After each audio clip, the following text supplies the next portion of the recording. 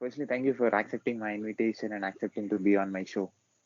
Sure, it's a delight.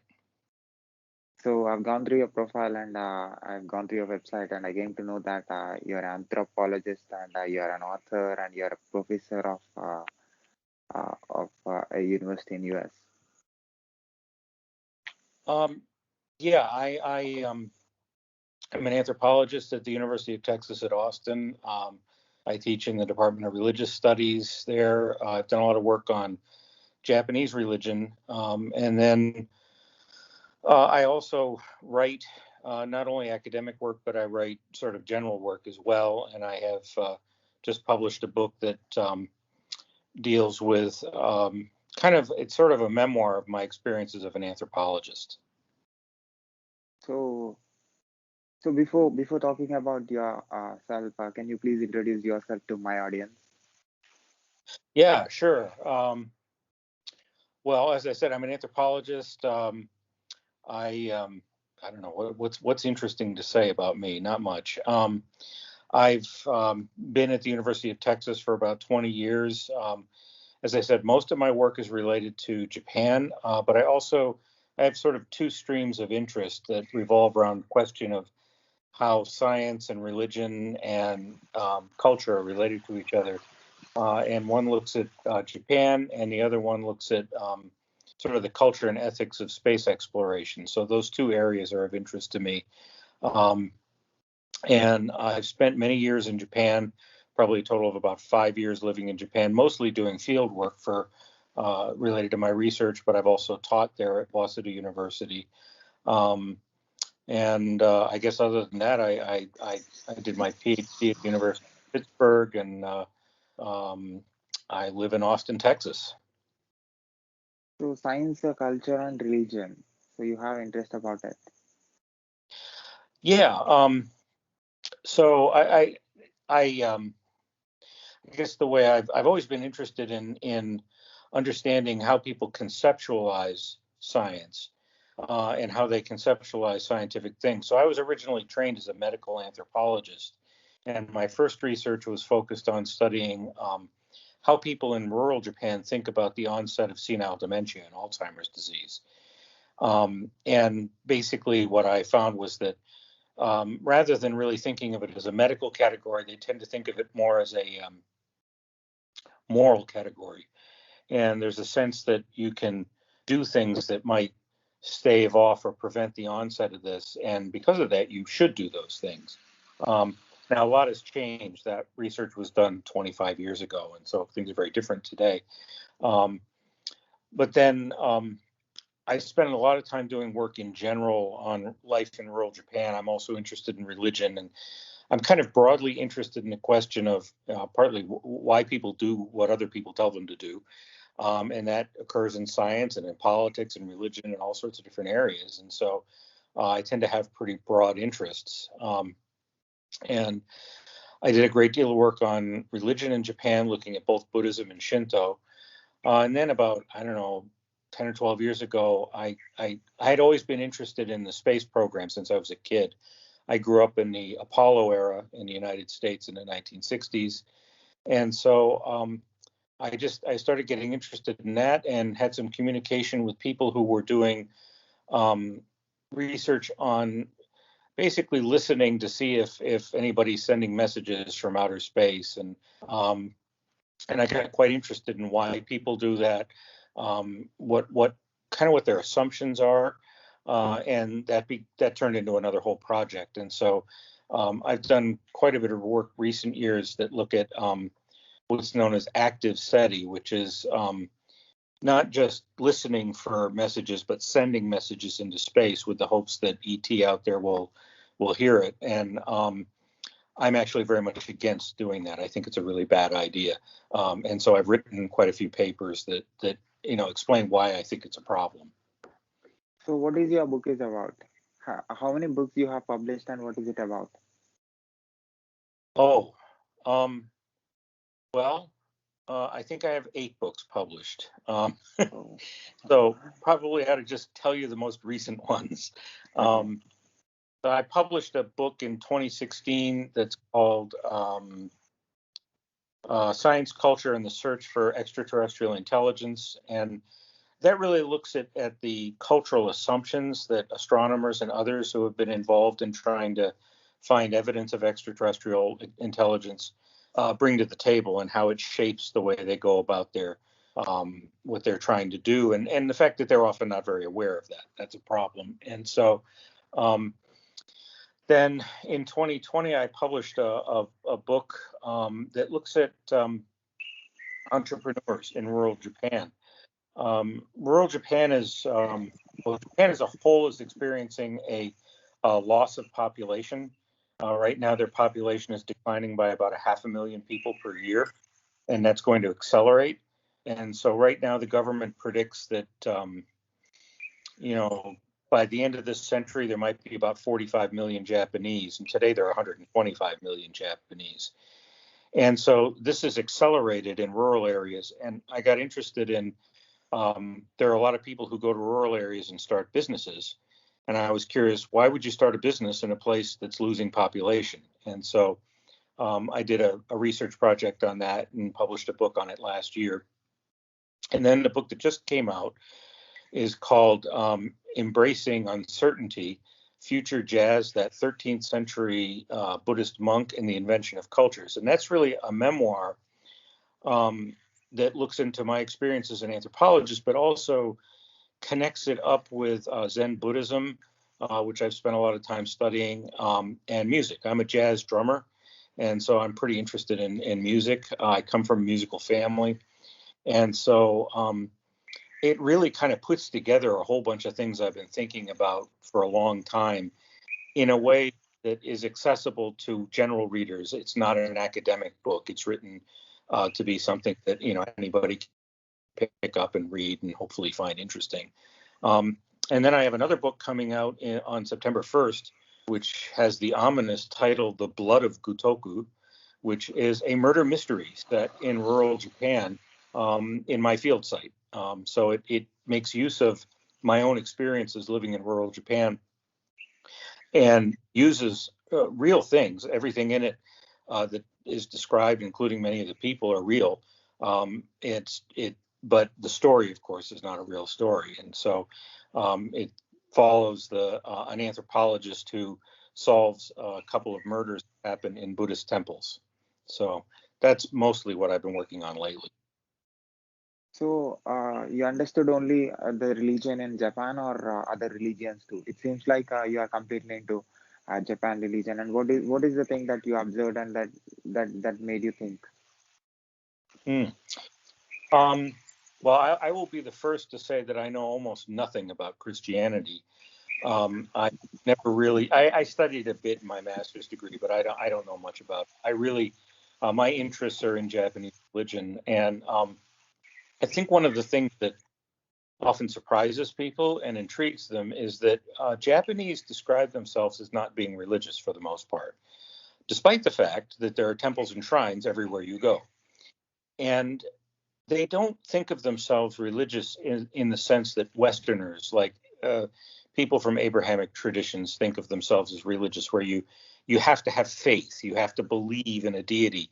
Japanese really don't operate that way. There are areas that do, but for the most part, um, Japanese practice religion by emphasizing the rituals that they do, which involve taking care of the dead and doing festivals and things like that.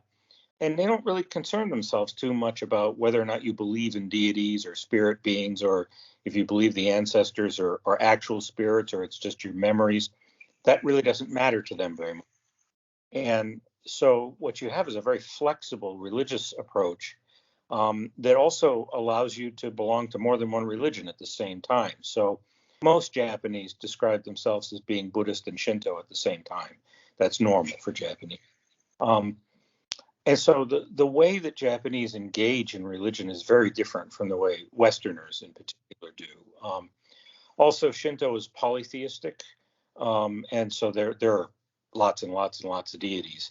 But again, there's no demand that you believe in those deities. That's not important. So, what is the difference that you observed? Because you are living in US, which is completely Western country, and Japan. and they have their own way of thinking. So what is the difference that you observe? Like you mentioned that they are not like the Christians who are already in US or in the Western countries. Yeah, I think, well, there are several differences. One thing that I think is important is that for the most part, when Japanese think about ethics, for example, they think of it situationally. They don't think of it in terms of absolutes. They're very interested in the context of what happens, as opposed to this is right and this is wrong. And so, a lot of people talk about the high suicide rates in Japan, and it's a major social problem in Japan. Um, but whether they don't have a sense that suicide is morally wrong. It's very sad. It's very unfortunate. But like in Abrahamic traditions, at least in Christianity, it's morally wrong to commit suicide. Well, Japanese would look at that more based on the situation, and ask what contributed to that behavior. Um, Another thing I think that's very important is that, at least from my perspective, I find American culture to be very oriented towards the self, and so people tend to be very interested in their own needs first, whereas I think in Japan it's the other way around. People are very interested in others and the needs of others first, and so they tend to put those ahead of their own needs. Now, there are selfish people in Japan, and there are generous people in the United States. But I think as a whole, Japan is a very other-oriented place. And this leads to, things like very low crime rates, for example. There's very, very little crime in Japan. There's very little in the way of violent crime. There's very little theft. And people are generally, certainly in my experience living in rural areas, also people are very concerned about others, and so that's I think, again, I don't want to make it too extreme because you find all kinds of people anywhere you go, but I think if you sort of made a sort of a general feel of things, that would be a fairly significant difference between the U.S. and Japan. So tell me about you as an anthropologist. Well, so I'm a cultural anthropologist, which means that I use a method known as ethnography, and that involves going and living in a place for a long period of time. So I did my first ethnographic research in northern Japan in a very rural place. I lived there for a year and a half, got to know people really well, and I've gone back to that place ever since. And I spend anywhere from a few months or sometimes just a couple of weeks, depending on what my schedule is like. What I do is I talk to people. That's basically what I do is I go around and talk to people and ask them questions, kind of what you're doing right now, and try to learn about their lives, try to understand how they live. And there's an anthropologist named Ruth Benedict who was operating in the middle part of the 20th century. And she once said that, the purpose of anthropology is to make the world safe for diversity. And I think that's a really good way to think about it. What I see my role as is trying to help people understand that people in different places do things in different ways, but that doesn't mean they're wrong. They're just different.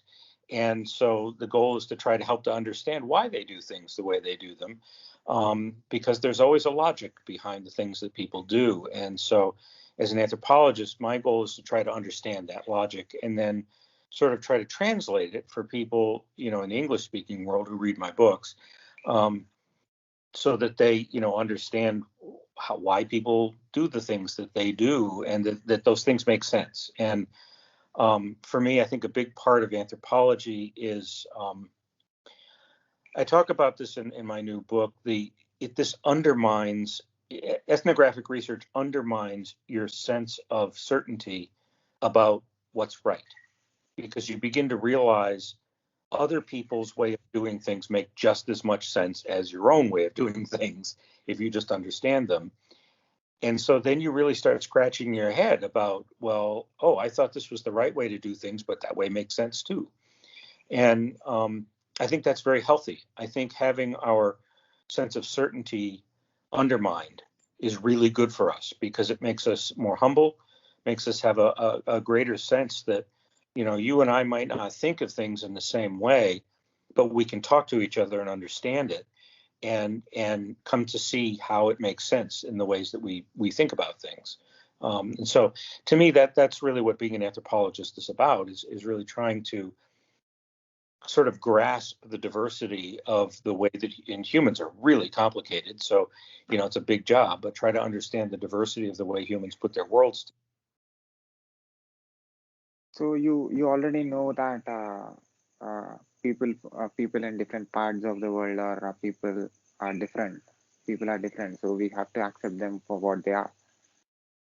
So what do you think that made the creator of this universe to create like this? Why one person is not thinking like other? I'm agnostic on that. I don't know if there's a creator or not. And so I don't know why or how this place came to be. It just is. And so my own, I when people ask me what do I think, I say I'm an agnostic with leanings towards atheism. Um, I don't really see any good reason to think that there are any all-powerful deity or anything like that, but there could be. I don't see evidence for it. Um, I think the problem with that is that I don't think it's a problem with the way the world has been made. I think it's a problem with the way we make it. Yeah. And humans have chosen not to make it in a good way. Sometimes they make it in a good way, but a lot of times they don't. And I think it's up to us to be creative and to decide to make our world a good place, to decide to be tolerant and open to different ways of seeing things. And if we do that, we'll have a better world. Um, but for whatever reason, we've chosen not to do that. And so um, I think, well, the creator that's the problem is humanity. What we're creating is a problem. And I think we need to get past that. We need to find ways to address things like our environmental crisis and the fact that we don't seem to be able to get along with each other and all these different things that I believe we can address. I don't see any reason why we can't. We just choose not to. So is it okay if we be too empathetic, if we start listening to others and trying to go into their shoe and trying to understand them? What I understood in my experience is if that becomes too much, you will lose yourself. Um, yeah, I'm not sure. I mean, I've never had that experience. I've been deeply involved in another culture, and I'm still me. I'm different. Um, so one of the things I talk about in my book, and that I actually really believe very strongly, is I don't think there's any authentic me. I'm always changing in relation to the environments that I'm in. So I don't worry about losing myself by being in some other place because, right now I'm a different person than I was 20 minutes ago because we started talking to each other. You've taught me things. I have new ideas. So I think one of the problems that we have is that we get stubborn about this is a me, a concrete me that doesn't change. I don't think that's the way we are. I think we're just constantly changing. And so I'm a different person from one minute to the next. So I think it's perfectly fine to go into another place and become different. And in fact, I'd be rather depressed if I didn't become different. Um, and I mean, I tell my students who go off to do research, they get all worried. Well, what if my research question changes? And I tell them, I'm going to be worried if your research question doesn't change, because that means you didn't learn anything. And so, to me, there isn't an authentic self to worry about that with. We're just constantly in this flow and we're changing and having new experiences. I don't know, does that answer your question? Yeah. So I think it's good to have that kind of thinking, adapting to the change and trying to become what situation says. Mm-hmm. So that's a great way of living. It's a comfortable, I think, easier, very Well, comfortable it to. I think it's influenced by my experience. You know, when you go around to other places, you just see yourself change, and you kind of realize, oh, who I thought I was isn't who I am right now. And if you let go of that, if you stop clinging to the sense of I have to be this person, it gets a lot easier to live. And that's actually one of the main insights in Buddhism is that you stop clinging to one way of things and just let go. Okay. You have a lot less suffering, a lot less pain, and I mean, I think that's actually a wonderful insight from Buddhism that we tend to generate a lot of our own problems by grabbing onto things and not let I can't deal with change. Well, change is the way the world is, so you kind of have to deal with it. So how it affected your life and your way of thinking, the religion that you're saying? Buddhism, well, I've studied it intensely. I wouldn't. I mean, I'm a practicing Buddhist in the sense that Japanese people typically are. My wife's Japanese, and we take care of the ancestors through Buddhist rituals. So, but in studying Buddhism, I think the most important thing that I've come to think is that it's very important that we live in the present. Um, I tell, I'm sure a lot of parents don't like this, but I tell my students, don't set too many goals in life, because when you set a goal, you start focusing on the goal instead of what you're doing right now. And so you lose the sense of what you're in. You lose the sense of quality. You lose the sense of awareness of the present. For one thing, you may never achieve your goal that way. But the other thing is that, things change as you move through something. You go down different paths. And if you're so focused on that goal, you never see the other paths. And so I think for me, I think being an anthropologist and also having studied Buddhism, focusing on this sense of trying to be in the present is very important. That's how I try to live my life. I think very little about the past. People will ask me about what do you think about what you were doing 10 years ago, and I can't even remember half the time what I was doing 10 years ago. And I think very little about the future. I mean, you always have to think a little bit about the future because, if you don't, you'll set out in your car and drive off and hit something. So you have to think about the future a little. But for the most part, I really try to stay located in what I'm doing at the present and not get too wrapped up in other things. And I think what that does is it allows me to cope with the natural stresses that happen in life. Stress is part of life. That's a normal thing. But I think if you're focused on the present, you can deal with it better. And also, you get kind of less disappointed by the things that don't work out because something else will. There are different directions you go. I just published a blog piece that I talk about the value of jerks in your life. And most people don't like jerks, and I don't like jerks.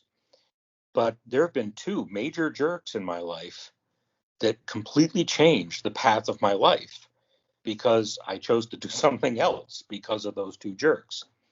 And I'm very happy with my life. So I actually kind of need to thank those jerks for what they did because they helped me move in a new direction. It wasn't their plan. And at the time, I didn't really know that what was happening. But if I do think about it, that's what happened. And so you just never know where you're going. And I think that's actually fine. That's good. There's nothing wrong with not knowing where you're going. But it's really hard. I don't know what it's like in your society, but both the United States and Japan are extremely pressure oriented, particularly on younger people. You have to decide where you're going. You're 15 years old. You've got to know where you're going to college. You've got to know what you want to do with your life. I think that's terrible. I didn't know what I was going to do with my life until I was 30, and it all worked out fine. And I think way too much pressure is put on people to plan their future too far ahead and then not to be able to change. It's perfectly fine if at 40 you decide I want to do something else. Go do something else. But the society I live in does not support that very well. So in the beginning, you mentioned that you are interested in space-related things. Hmm. So I have few questions about that. Yeah, So I know that NASA have sent a message to in the space which is and the it is recorded with all the languages and like greetings. There are greetings in the message, and there are some the message says that there are species on this, and if it reaches to other planet where other species like any other creatures are there, they can understand. And I hope you have idea about that. So it is already far away from our planet, but still with the radio active waves or radio related the communication system, still we are still connected with that. I think in 8 years we are going to lose the connection with that satellite. right. So like that, we as a human being are still trying to communicate and trying to know what is there about the planet. And we explored a lot of things. We came to know there are spaces very large, which is very big, and we understood that we are very small uh, Mhm. in this huge space. In and we as a strong we as a believers think that there might be species in other planets, or there might be planets uh, uh, in this universe like like we have. So in your research or in your huge experience, what do you think? Um, do, do we are we able to communicate with the technology that we have with the species which are there outside our world? Yeah, those are great questions. First of all, you're talking about the Voyager spacecraft that left with the golden record, and I actually just published a paper on that in a journal called Space Policy. That record has so many problems. It for one thing, it's very ethnocentric. The way it represents humanity is like extremely misleading. So the it has images on the record itself that has images of a male and female human figure. Well, they're Correct. obviously Caucasian. I mean, it's just really clear. And it has other problems like it doesn't really represent us the way we really are. There's Okay. no images of warfare, pollution, poverty, none of that.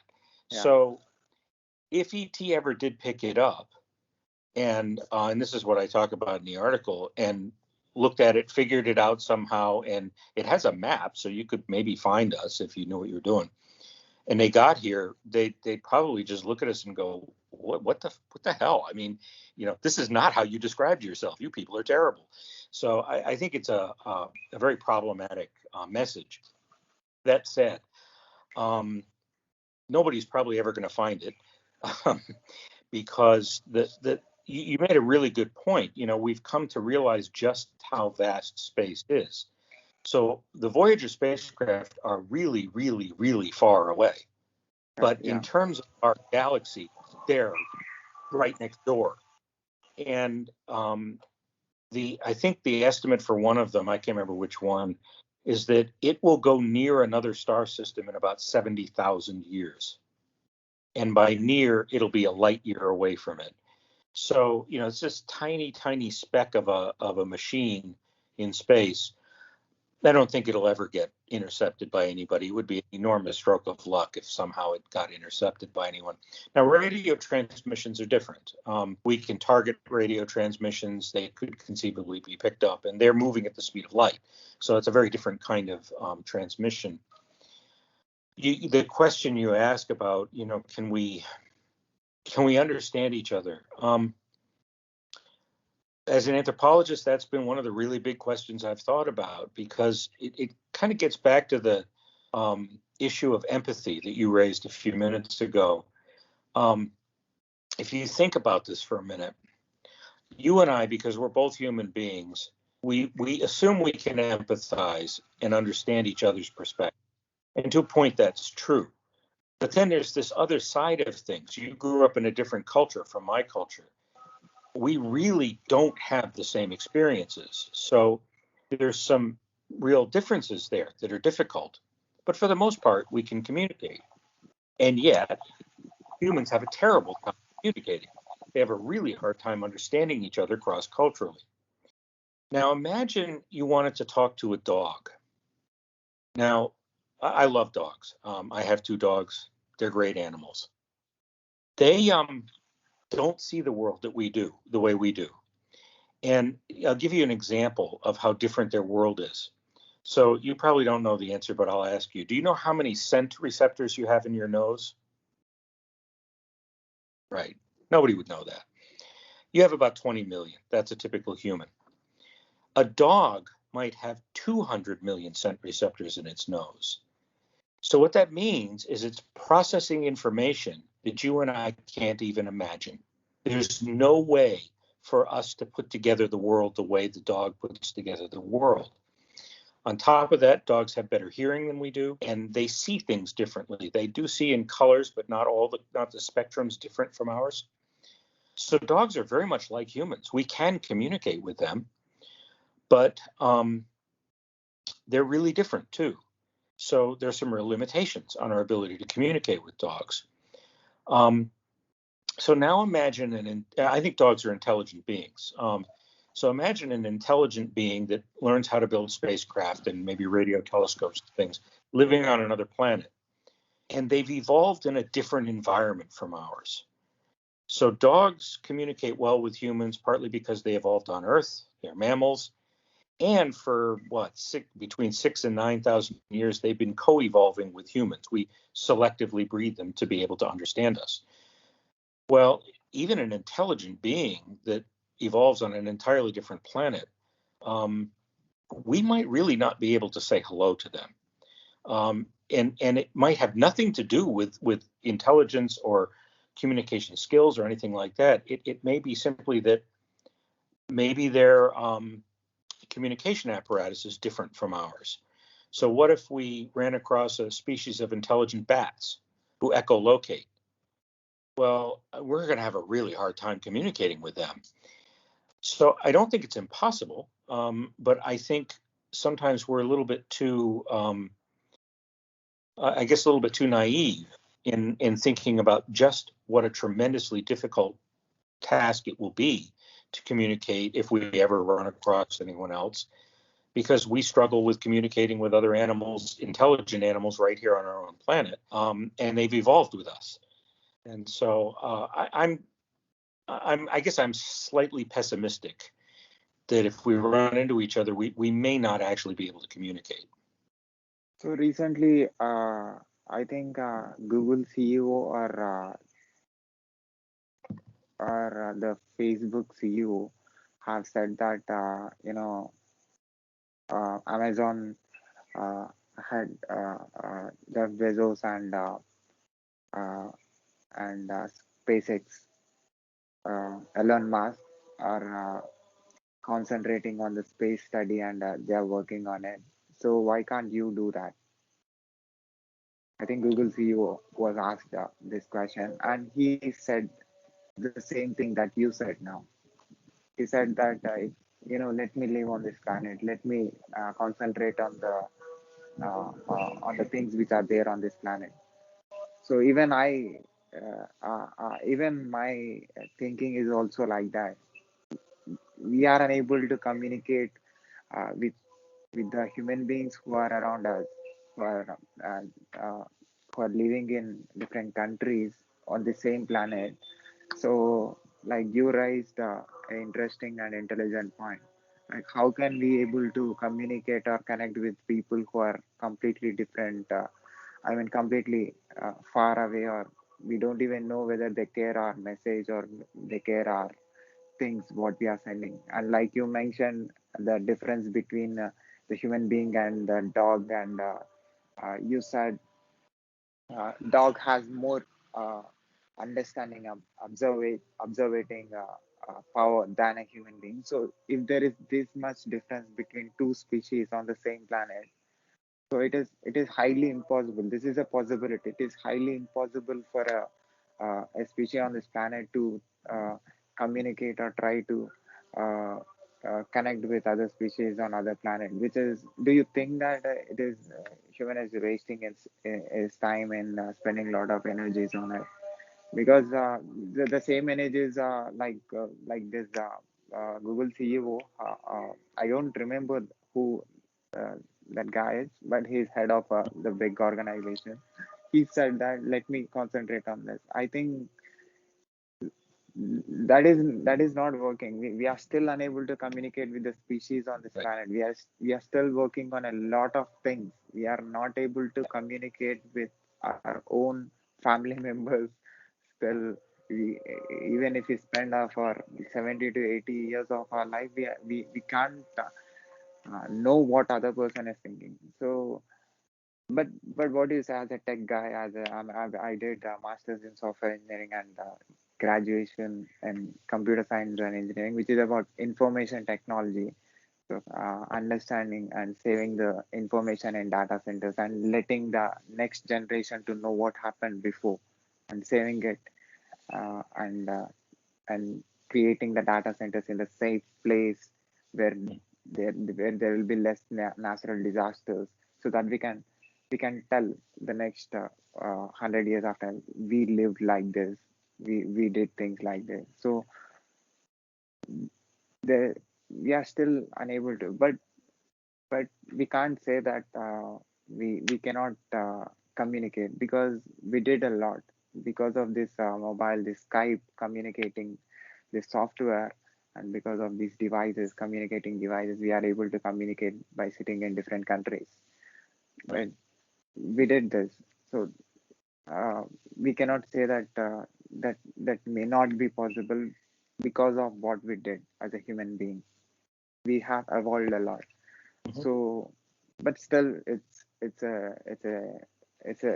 a deep question. We don't know whether we can do it with the energies, with the capacity that we have.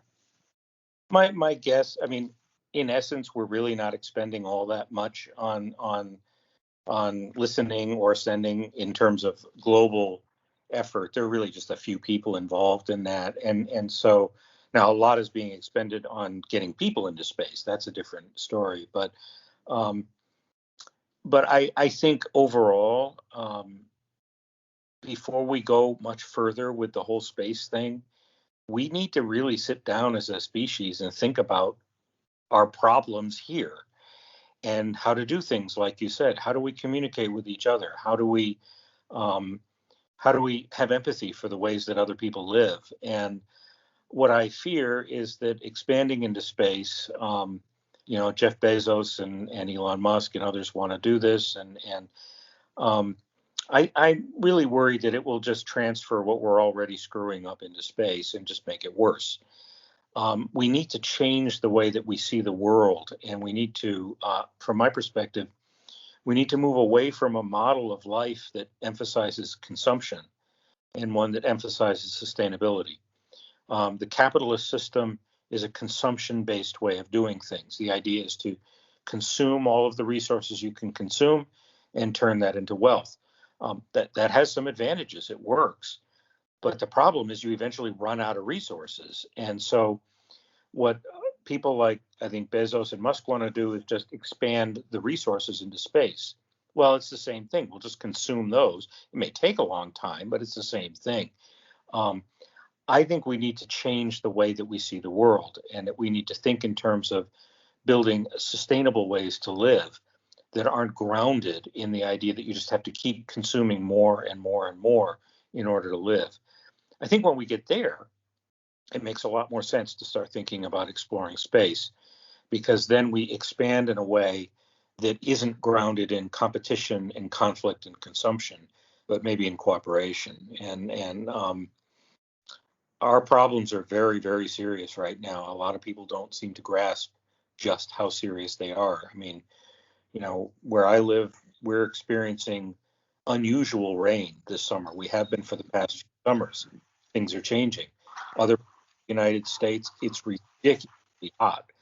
Um, we've got a big problem on our hands, and I think our resources would be better invested in trying to address the problem than worrying too much about.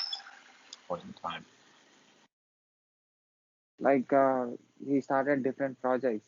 He started SpaceX, and it was long time before. But and also he started borewell and Hmm. boring. So that project. So he's going into everywhere. Uh, and also Jeff Bezos did doing the same in his own way. So they are spending their energies on this. So recently I came to know that it's we as a human beings uh, trying to create colonies in the space and in Mars, and also Elon said that in 2030 uh, we as a human being we can travel to other one place to another place.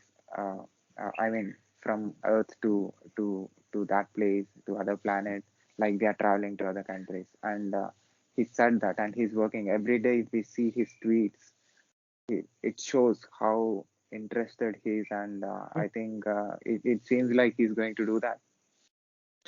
Yeah, I think so. I think there are a lot of good things that Musk is doing. My wife drives a Tesla, so I'm a fan of a lot of stuff that he's doing. What I'm concerned about is that along with the technological change, we need a change in the way we see the world. The two things have to happen at the same time.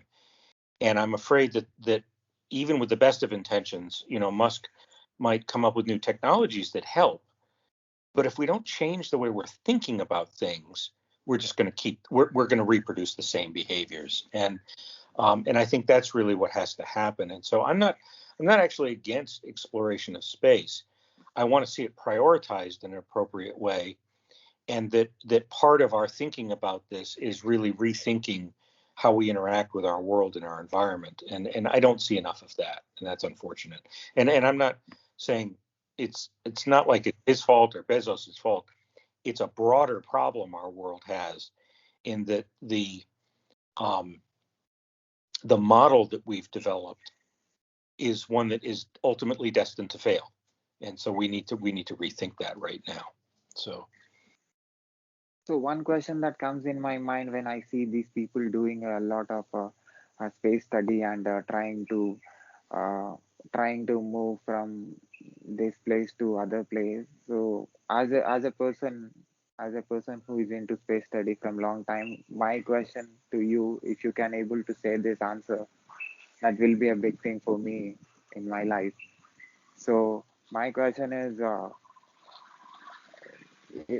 do do the creator of this universe created energies or resources with which we can create a spaceship, or we can create a machine with which we can travel from this planet to other planet? Do you think that there is resources on this planet if we dig on inside the ground and we can take out the petroleum product, whatever the fuel? We need fuel, we need energy to move. But do I don't believe that, because everything on this planet have limited energy and they have limited strength. So I don't believe that the creator. I mean, I don't believe in there is a creator. I mean, I don't know because I can't answer for that. But every creation has a creator. That I believe that. So, but do I can't able to convince myself by saying that we have resources with which on this planet with which we can move from this planet to other planet. That is the biggest thing. And I also came to know that humans are trying to extract energies from the asteroids. right. And and asteroids are going very faster. In a second it is going like uh, 20,000 kilometers. I don't know. In a fraction of seconds it is going very fast. And human is now uh, understanding that there are minerals on this asteroid. So if we can extract from that, we may use that for our needs. So Right. that is also one research is going on. Yeah, I think we will do that. I think we will expand into the solar system, partly because we're running out of resources here. And so we have to turn to alternatives. It's part of that consumption model. If we have to consume to survive, then we have to find new resources to consume. And asteroids, near Earth asteroids, and others. I mean, there's an enormous amount of resources in our own solar system. So I think we will expand into the solar system. Beyond the solar system is another question because I mean I'm not a physicist, but the distances involved are just enormous, and unless we figure out a way to go faster than the speed of light, it's unlikely we'll ever leave our solar system in any significant way.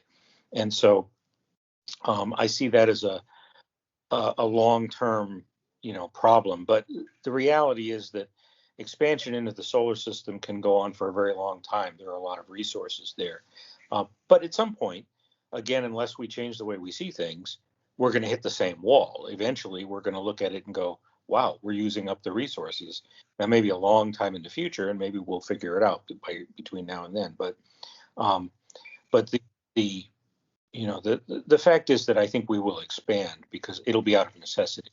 I think that we'll have to do it.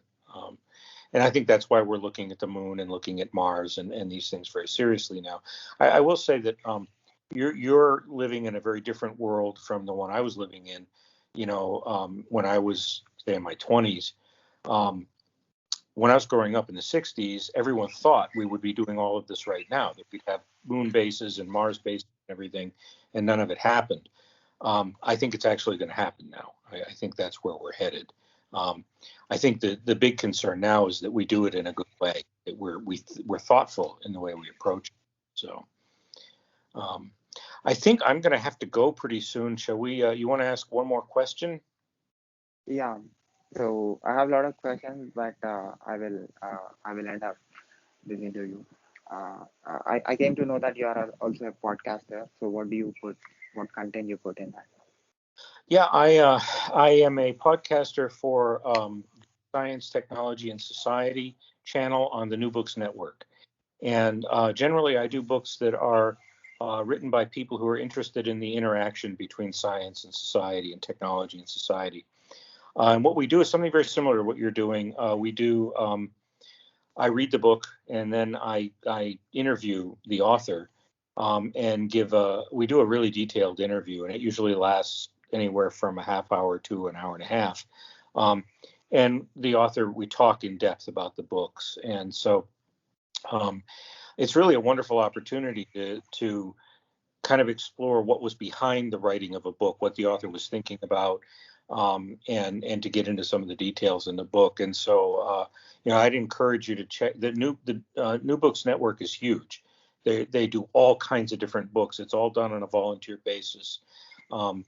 But you can find pretty much any kind of book you'd be interested there, and it's mostly books that are published pretty recently in the last couple of years. And so, I would encourage you to take a look at it because it's really a wonderful resource. So I'll put your podcast link and your social media links and Thank you. the book links of yours in the description of this video on YouTube. People who finds our video on YouTube can find your link and see the work that you're doing. That sounds great. I appreciate it. And have you seen any videos of mine on YouTube, and what do you say about it? I looked at a couple of them and thought they're great. I really appreciate what you're doing. I think it's wonderful to get this kind of, cross-national communication going, and you're talking to interesting people that have a lot of interesting ideas. And so, bravo, you're doing a good service. And so I really appreciate what you're doing. So what do you think that is useful for me if I do this? And I took interviews of different country people who are into different professions. More than 450 people who are into different professions and who are into different countries. So what do you think that I learn and the world will learn from my video and from my podcast? Oh, I think you bring a lot of different perspectives to what people see in the videos and the podcasts, and it's very much like what anthropologists do. You expose people to different ways of seeing and thinking about things, and that's always healthy. And hopefully, what I hope that your work does is that it sort of makes people a little bit less certain about what they think is normal, as they see lots of different ways of doing things. Um, and I think that's healthy.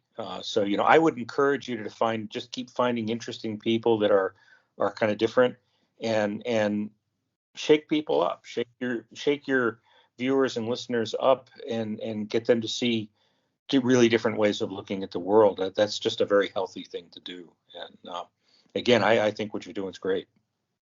And your words about my questions in this video. Say that again. Your words about my questions in this video. Oh, they're good questions. You asked me a bunch of. It made me think. And that's always good. I want to think. And so, and I will say is that you asked me to do this, and I had about 10 minutes to prepare. And so this is really off the cuff. But that's good. That's a good way to kind of approach things. And so you got me thinking about things. So I appreciate that. That's really good. Thank you, sir. Your words means me a lot, and I'm sure in coming days, a lot of people are going to affect it because of your energy and because of your service, and Thank you. I'm sure they'll improve themselves because of your presence. Well, I feel the same way about you. I think you're going to change the world, and that's a good thing. Thank you, sir. Can I put this video and audio clip on my YouTube channel, social media, internet, podcast, website, everywhere with your permission? Absolutely. Yeah. Thank you, sir. All right. Take care. Yeah. Bye. Bye.